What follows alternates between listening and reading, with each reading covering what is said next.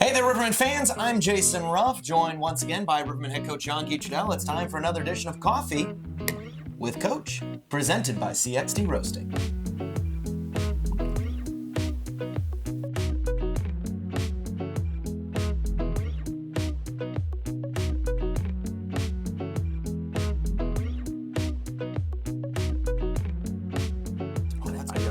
My cup today. You did. I noticed that. Yeah. That's a good looking Sudbury. Sudbury, the big nickel.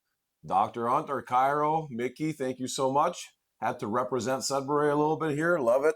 Still great coffee in it, though. Oh, yeah. There's nothing that beats it. So no. Thanks, guys. I appreciate the cup. Beautiful. Especially on a cold day like today. Like the bottom fell out. It's freezing. Like it's been colder than ever. I never had a winter this cold this early. Well, this early, I think that's the key. We've had two big snowstorms. Unfortunately, fallen right on game days. I like it because I think that's hockey weather, but that kind of does depress the turnout. Yeah, correct. But that's okay. We like you said, it's all about hockey right now. That's right. It's nice to be cold a little bit, but I won't lie. I can't wait for. It's nice to have the sun though. The sun's out today. So, that is. Sun is out. Sun's out, guns out. That's why I put my T-shirt on.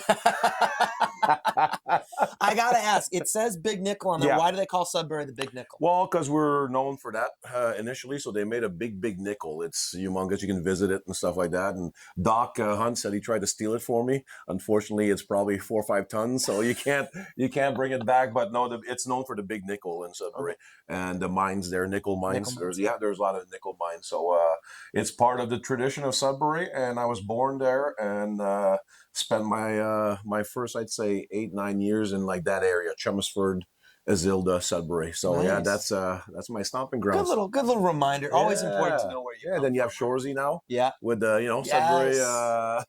Sudbury's all about Shoresy right now. Yes. So for the hockey fans out there, you see a lot of that Sudbury area. I bet you were at the beginning of the year. You were watching a lot of shows that they don't skate, they don't want to lose, they don't want to do this, that, the other thing. What does he say? The most important? They don't hate to lose. Correct. They do.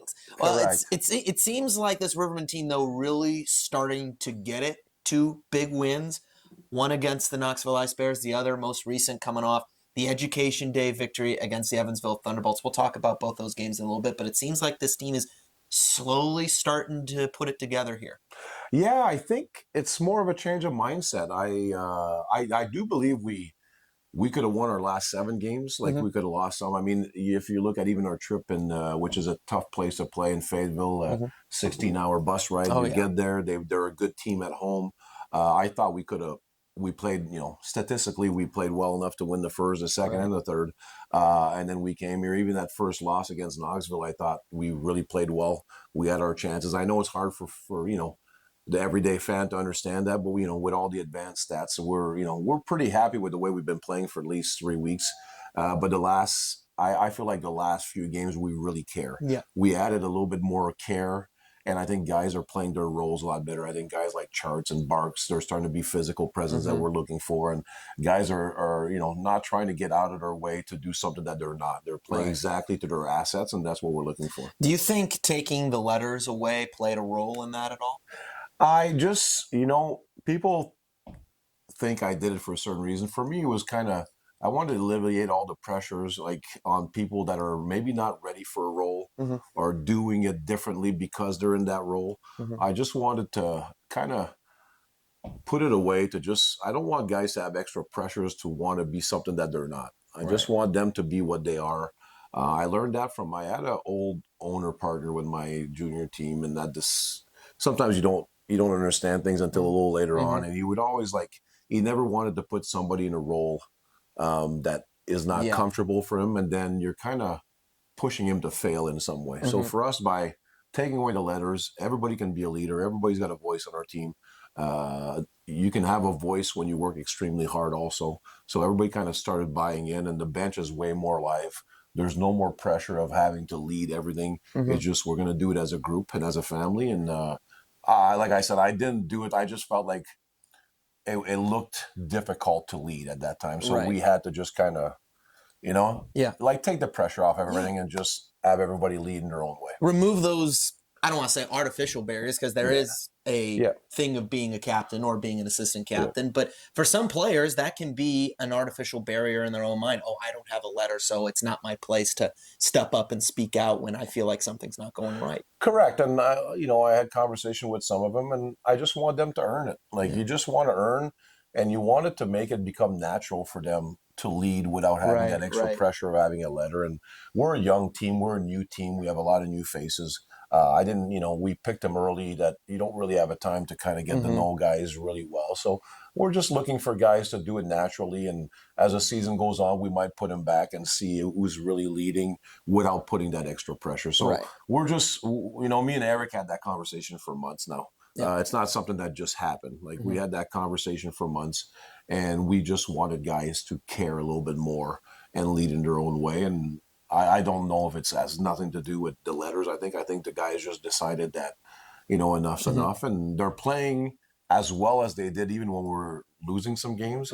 Yet I just feel like that little extra caring about the hockey team, kind of the hockey gods are permitting us to win those games. Finding that extra inch. That extra inch and that extra care, a little oomph. I mean, like we look like a team. And I honestly think also guys starting to just do their roles. Like I had a good meeting with Charles. He was talking. He was so scared that he wasn't putting up offense, but that's not his role. His role is the offense. Like last game, he had a nice goal in front of that. That's the kind of offense we want from Charts. We want him to be an absolute. I told him he could become the most popular player in Peoria if he would just be the player he is. He's a great F1. He's a great leader. Just do that. Don't try to get out of your way to become an offensive guy, because he's never going to be an offensive guy. But he can always have offense doing what he does well. Right. That's what he started understanding. And Bark's the same way. I think he's putting extra pressure on himself too, because we lost a lot of offensive juggernauts. I think Barks was putting all that pressure on himself to become somebody that he's not. Barks is great when he finishes his checks, when he's around the net, when he grinds it down. That's what Barks is good at. And right now, the last two games we saw. Former Cubs manager Joe Madden had a great saying, do simple better. And I think that goes right into it. You do your job, do the simple things, do what you're good at, do it best. You're on this team for a reason. You're not just here because you're the best hockey player. No, you're here because, first of all, if you stay here long enough, you're a good player. Yeah. But you're only a good player because of your assets. Right. And people, in the old days, they would always say, work on your weakness. I completely find the opposite. You always work on your assets 90% of the time. And then the 10% of the time when you have time on your own, you can work on those weaknesses. But your assets are what's going to pay you. Yeah. I mean, no matter what endeavor you decide to go after, it's your assets. So just work on those. And right now, guys are buying in and becoming the player that they are and what they're best at. And I honestly felt like maybe taking the letters away kind of brought the group together. Yeah. And like you said, guys that didn't think have a voice now understand that, they have a voice. And it's been great. The locker room's a lot more fun. And it's hard. I always say winning is fun, losing is hard. It's not fun. And I just want to see how we reacted, and the boys reacted the right way. Well, it is the season for families and teams to come together, obviously. But also, I will have to say, I think a lot of Rivermen fans are falling in love with Caden Henry. Yeah, he's and like I said, he's got, like last game, he tried to get away with what he does well. Like he's got speed, and he wants to score. And last game, he's trying to be a playmaker the first two periods, and we had a good little conversation about, no, we want you to shoot in the third period. I thought he became the kid, and then we hit a crossbar, or looked like was in, but I guess it hit the post. And then, we had the assist. He's good when he goes, when he skates, when he wants a puck and he wants to shoot. Yeah. The assists are going to come a little bit like Barks' points are going to come from him being in front of net. His assists are going to be shooting pucks at the net and hitting. Hit in the chest, or it's going to be a rebound, or that's how we want him to get the assist, because that's what he does extremely well for us. And he's a speedster. He's a guy a little bit like Ernie last year. Every time he's on the ice, he feels like he can score. Right. And we needed a little bit of that. Like, I think I always say leadership and assets rubs off on other people. I mean, you see a guy doing it, you're like, okay, I can do that too. Yeah. And now I feel like I think last game we had 60-some shots towards our net, which is a lot for us this year. So we're getting there. I mean, it's not going to be perfect every day, because, like I said, even in the years past when we played average, we still had enough guys to put the puck in the net. Right. That it would look like we played a good game, but we really didn't. Yeah. So right now, the good thing about this is we're kind of rounding out our team to be almost perfect in every area. So I think in the long run, it's going to be beneficial, as much as it hurts right now losing some games here and there. Well, let's talk about the last game, the Rivermen Education game. 2-0 victory over the Evansville Thunderbolts. A big shutout performance from goaltender Nick Latinovich. Back-to-back shutouts for him. He's playing, I think, his best hockey of the year right now.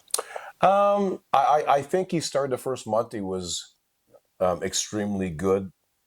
And then I don't think he was playing bad. I know the stats look like he's playing bad. A lot of goals were like lucky bounces or, things that you don't expect. I just think that he was starting to put a little bit like everybody else. He was putting too much pressure to lead and like to be perfect. So then he was like, we had a good conversation actually today about it. He was trying to change things. Yeah. And Nick is good when he's happy. Yeah. And he just plays his game, and he looks way bigger that way. So the last 2 games, he's back to what he was the first month and a half of the year. We're all, as players, you all go through little areas that, like, I wouldn't even say he was in a slump, because I still thought he was playing pretty good. Yet, goals go in. Like the last game, even Jack Bodston, I thought he had a sick game, but 2 goals went off our D and went in. Yeah, I mean, and all of a sudden you gave up 3 goals. Everybody's like, oh, the River. Well, he wasn't struggling. I mean, and the other goal they scored was a 2-0 on our breakdown. So it's it's a tough situation with goaltending. You really have to look at film to see if they're really struggling. I just think Tino the last 2 games is back to having fun, just letting his play kind of talk for itself, and he's not trying to do too much and change his game. He's just playing the Tino way. Well, looking at some of the film from that last Thursday game, it seemed like the Rivermen were making a lot of smart plays. Where would you rank Thursday's Education game in terms of building blocks moving forward?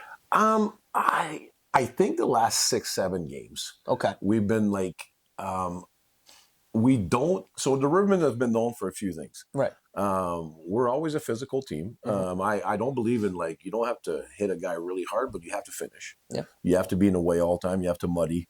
You have to be there. We've always been known for that. And we're always known for a team that don't beat themselves over the years. Right. And I think we're back to that. We're not making those, I call the pee-wee mistakes, like the mistakes that makes absolutely no sense. Yeah. Like, we're starting to understand, like, we call, I think Mike Gillette had a good name, we call it the long game. We want them to make them come 200 feet if they beat us. Yeah. Like, we're not just giving them the puck anymore. We're going to have mistakes here and there. Like, hockey's a game of mistakes, but I think we're doing a really good job of, like, again, being like surgeon-like in the way we play our games. Like, we're making it hard for people to score goals. I like that, surgeon. Yeah, we're like, so we used to be that. Like, and we always talked about, we don't want to just beat teams with a score. We want to defeat them. Right. We want them to, when they leave here, they're going to be like, oh, Rivermen are back again. That's hard. Yeah. That's hard. And I think we're starting to pick up that momentum of making it hard for teams, being surgeon-like, so they don't have anything given. So they actually have to work for the success they have, instead of just giving them odd man rushes and easy goals and stuff like that. So, and there is going to be mistakes here and there, but I think we're limiting our mistakes to very few a game. An example, I was watching the Quad City and Huntsville game last night, and there's so many like plays that you just shake your head, like, why would you try that in a 1-0 game? Yeah. We are starting to be like patient. Yesterday we didn't score in the first, it didn't matter. We didn't change our game. We were patient. We were smart. We were putting pucks in the right area. We were playing a long game on them, because we know, we're not the offense that we used to be. So we know now winning a game 4-1, 2-1, 2-0, it's okay. You know what I mean? And the boys are buying into that, and we're making it hard on opponents to play in our building and even on the road. Now we got to, I thought, like I said, in Fayetteville, we didn't play bad. I just thought we were missing a little bit of care. Right. But I think now the team is looking happier. They look like they care.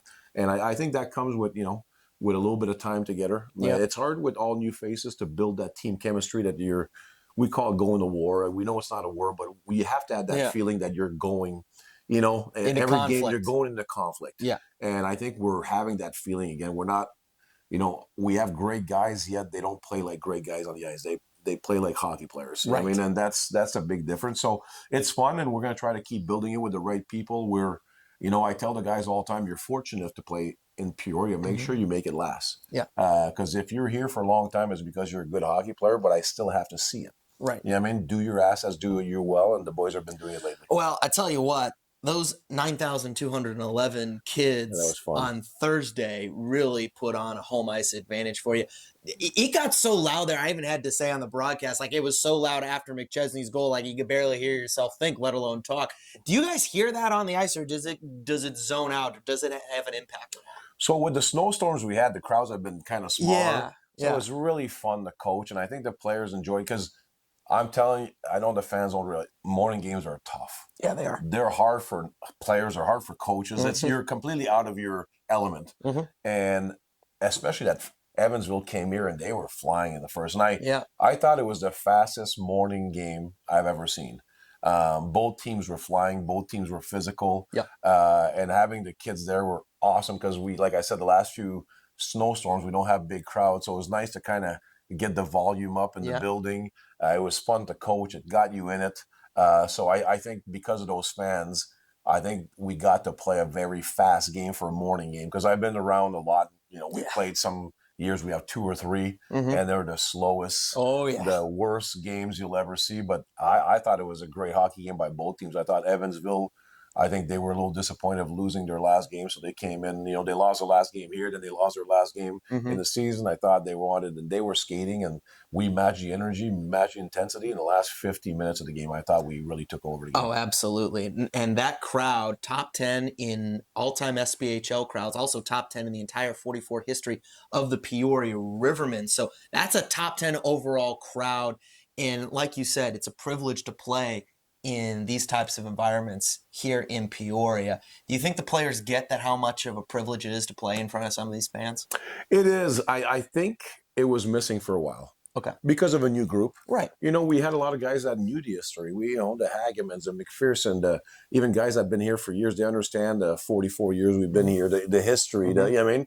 And you lose all those players, all of a sudden you don't have that core of guys that really care about being part of something special. You know what I mean? And it's just normal. It's human nature because hockey players now, you look at even college, they can move teams every year. You know, that identity to one specific logo, they, you know, it's just another team. So as coaches, you have to build that. You have to build that they feel like this is their business, this is their team, this is what they play for. Right. And, you know, it takes a while with new players. We had a lot of new players in the lineup, so it takes a while. And I feel like that's how they feel now, and hopefully we just can continue that. Yeah, well, the Rivermen on the road on Saturday in Evansville before coming back just after the holidays, December 26, 27, and 28, against the Fayetteville Marksmen. It is the holiday season. So a couple of questions for you, somewhat holiday related. What do you think? I already know what your favorite holiday song is. It's Mariah Carey. What's your favorite holiday movie? There's a lot. Give me your top 3 then. If you can't narrow it down to one, give me your top 3. I really love Jim Carrey in The Grinch? The Grinch. Oh, that's a good one. I thought Jim Carrey was fun. His performance. Oh, yeah. I really like 5 Christmases. Okay. Yeah, I really like that. I think it's a good story. And then, man, that's tough. There's a lot of good ones. Home Alone's always good too. Like, I thought Home Alone was good. There's so many. Yeah. So many. And the old school ones, like I don't watch them anymore as much. You know what I mean? But there are some good ones that I've watched too also. You know, the black and whites movies that were good. So I don't know. I think The Grinch, I really like Jim Carrey in that movie. Yeah. You know, there's a story behind that Jim Carrey actually wanted to quit that movie. He did? I didn't know. Yeah, so, well, back then, they made this in like, what, 2002, 2003, thereabouts? So they had to give the prosthetics for the Grinch costume. It took like hours for him to like get fully encased in this whole Grinch aesthetic, this whole costume. And it took hours to take on, hours to take off. He got claustrophobic and started having panic attacks. So he wanted to quit the movie and pay back his entire salary. I was like, I want to get out of here. So the movie actually hired someone who was with U.S. Army Special Forces who trained them to endure torture, to come in and just kind of sit Carrie down and teach him basically how to endure what he probably thought was torture. Because think about back 2000, you're probably spending 6 hours in a makeup chair, putting all kind of plastic things all over you. It can be, if you're kind of claustrophobic, which it sounded like Carrie was for a little bit, that can get kind of. Oh yeah, those are crazy. long days. Yeah, Those are long and days. I won't lie.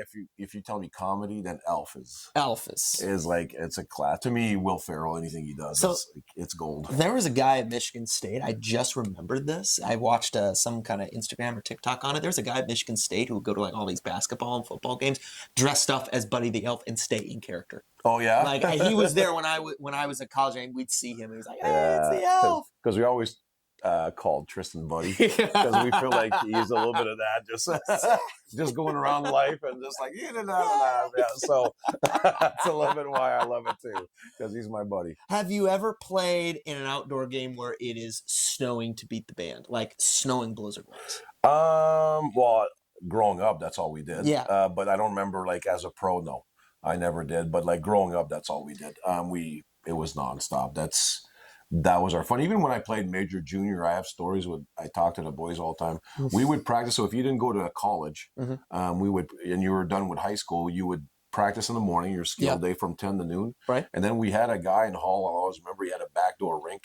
And like don't snow, we didn't care. We would go like have lunch together. We called it breakfast lunch. Yeah. We'd go there, and then after that we'd play for 2 more hours, outdoor rink, and then we'd go back to our normal practice at 4 p.m. to 6 p.m. That was my everyday life. That's awesome. So I mean, we did it all my life until I got the pro, and then I never got the opportunity to play like a cool outdoor game. And it would have been a lot of fun, but I was never lucky enough to do it. If, say, you're commissioner of the SPHL, you can put together an outdoor game for the SPHL. Would you want to coach in that game? Yeah, absolutely. Why do you think that would be such a great opportunity? Because it just brings you back. Like you can't go into those games thinking about wins and losses. Of course, you want your team to do well, but you got to go and just make it an experience for your players, for the players that weren't lucky enough to grow up with that, to kind of understand what it is to play like outdoor. You know what I mean? Yeah. And for coaches to kind of bring you back memory of when you were young, and you had whatever hot chocolate on the side of the bank, and all you did was skate all day. Yeah. Any lake would become an ice rink. You just kind of shoveled it, and it'd become an ice rink. Any lake you would go to, so it's just kind of bringing back memories of when you were young, and you have to enjoy those moments because a season is so intense, and you always feel the pressure of winning and losing. But if you have a chance to play, like I would absolutely love one day to be able to coach in a game. What's your favorite memory playing outdoors? If you have one that's I honestly, it's not. I just like it was the game. Yeah. I just loved the game. Like, and this bigger the snowbanks, the bigger we would hit ourselves to fly in the snowbanks, and like it didn't matter. You know what I mean? Like it's just like you were outside. But you never. We complain now in life a lot about everything. Yeah. Oh, I have my ankle sore. Oh, this is sore. In those days, like. You just played. Yeah. You played for 5 straight hours until it was dark, and you didn't care. It's time to go home. You didn't care. You were freezing to death. Your toes, your hands, everything. Like we were this morning. Yeah, like we were this morning. But like, there's no like, and I think you talk about mental fortitude. I think it builds it because you just play because you love it. Like you just wanted to be out there, and I think now we're like, I don't know, we're putting a lot of limits on things. Like you look at basketball, they need their days, their recovery day, whatever they call it. You look at us, if you practice more than an hour, guys get tired. Like, I mean, like in those days, you could go 7, 8, 9 hours and like you never, it build you mental fortitude that if you would practice 2 hours, it was like the shortest practice in the world. You know what I mean? Yeah. So it's just you played the game with that tremendous passion, and that's what we want our players here in Peoria to be like, to just want to be out there all the time together and going to battle, going to war. Also playing outside, you find innovative ways to deal with the elements, whether it be a snowbank or whether it be a rough patch of ice. Like some of my favorite memories playing outside, my dad would, after Christmas, would set up an outdoor rink at our beach house in Michigan.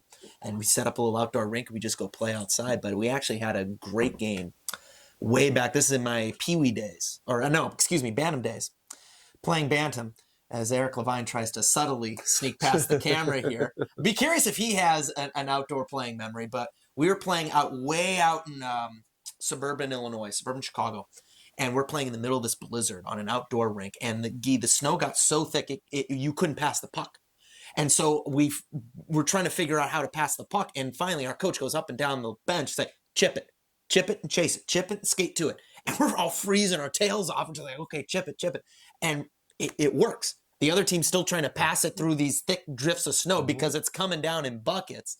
And I think we had a 2-goal lead before they decided to call it and just say, hey, guys, go in the locker room. We're going to scrape it, get the snow off, and come back for the third period. And I just remember just sitting in that warming house in that locker room just looking. It's like, is it any better than this? Yeah. This is great. Like, that was a once-in-a-lifetime you laugh, experience. but all those skills. So I always said, like, street hockey taught me to never carry a puck or a ball. Really? Because, well, when you play on big snow or on, like, ice that's bad, if you carry it, it bounces and you lose it. Right. So you just learn to push it. Yeah. And like jump it over sticks and doing like, so your hands become phenomenal at what, you know what I mean? Like just by doing all those things. And that's what's missing now. Like we have to teach those skills within practice because kids don't play outside anymore. Right. They don't do all those things to kind of build their, you know, their momentum of never getting tired. I always say great players never get tired. Why? Because they're used to doing 9 hours a day on the ponds or doing, you know what I mean? Like so just go. They just go. They just want it all the time. Right. And that's where I think we're missing. We're putting too much limits on everything. Like a kid gets cold, parents make him come out. No,